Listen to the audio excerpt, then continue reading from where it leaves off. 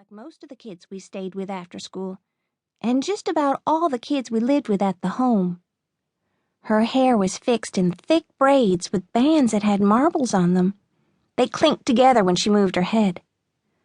I'd wanted to ask her to fix my hair just like hers, but my hair was too thin to stay in braids, which was fine with me because Selena was taller than me and seemed a lot older than me too, and I was always too nervous to talk to her.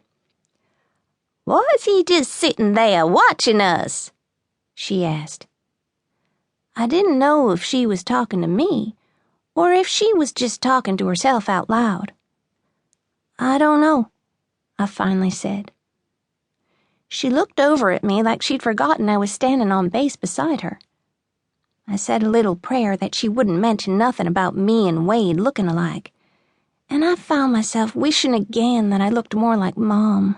Like Ruby.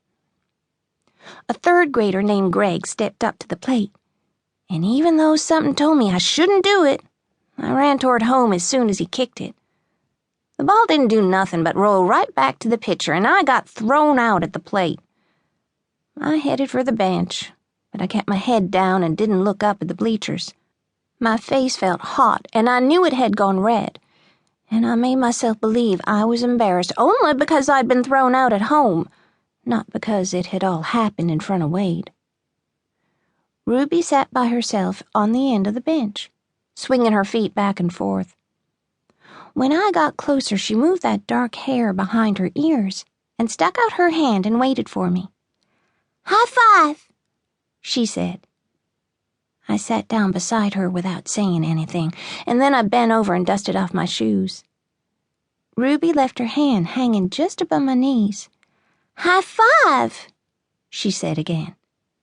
"It's only a high five when it's up high." "All right," she said. "Low five, then." I gave her palm a little slap, and I looked up and saw Marcus watching me from the infield at second.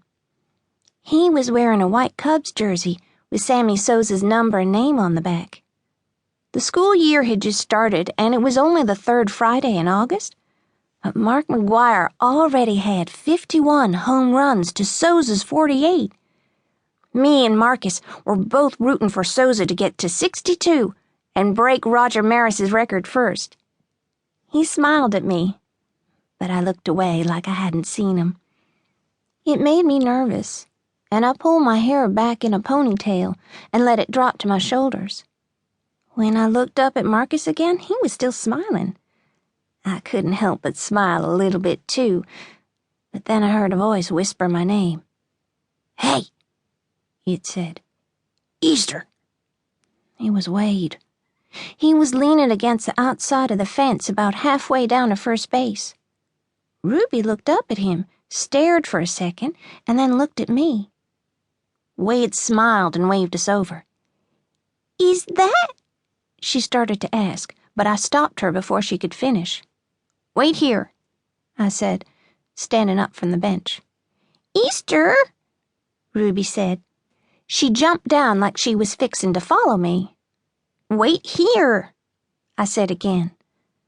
She just stood there looking at me, and then she looked down the fence at Wade. I pointed to the bench and watched her climb back onto it.